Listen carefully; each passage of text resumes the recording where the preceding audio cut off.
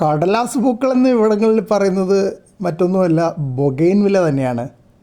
ഇവിടെ പല വർണ്ണങ്ങളിലുള്ള ബൊഗെയിൻവില്ലയുണ്ട്. പിന്നെ എന്തുകൊണ്ടാണ് കടലാസ് പൂക്കളെന്ന് പറയുന്നത് ഒറ്റ നോട്ടത്തിൽ തന്നെ മനസ്സിലാവും.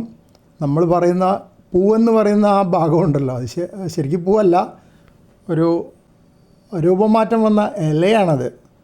പൂക്കൾ എന്ന് പറഞ്ഞാൽ അതിനുള്ളിൽ കാണുന്ന ആ ചെറിയ കുറ്റി പോലുള്ളതാണ് പൂക്കൾ. അത് കാണാൻ വലിയ ഭംഗിയൊന്നുമില്ല.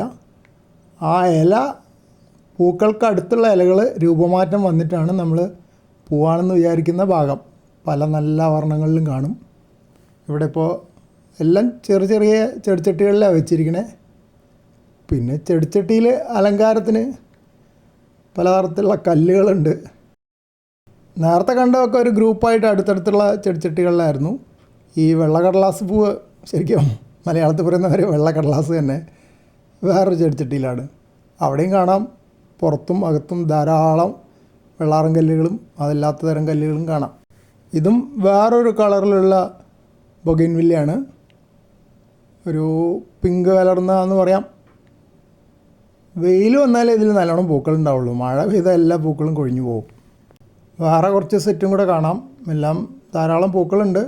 ഇതിൻ്റെ ഇലകൾ വാരിഗേറ്റഡ് ആണ്, കണ്ടില്ലേ?